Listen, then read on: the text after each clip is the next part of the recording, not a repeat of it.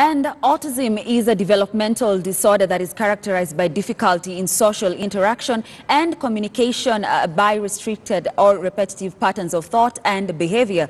A blind autistic boy in Nakuru has been the victim of social stigma due to his condition. However, due to the intervention of well-wishers, his story is poised to take a positive turn.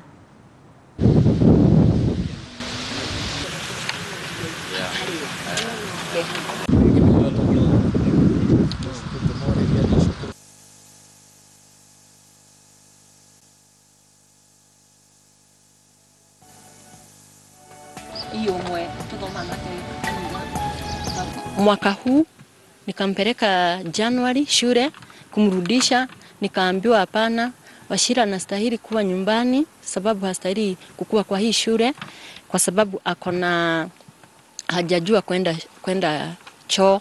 The last 1 week kumekuwa na story ya mtoto wa 9 years old ambaye ni autistic na ni kipofu, na imekuwa been trending all over social medias, WhatsApp na wapi. That's where we got this information.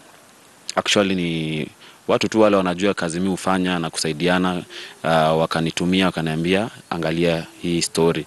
So tukaangalia na ikaniguza sana, mahali niguzia sana ni mahali ambapo huyo mtoto aliweza kuambiwa arudi nyumbani kwanza, ajifundishe ama afundishwe na mzazi wake kujisaidia, which is very wrong. Tumeweza kuenda Thika tukatafuta shule ambaye ziko kadhaa ambazo ziko recommended na KISE, Kenya Institute of Special Education. So tukatafuta shule nzuri sana.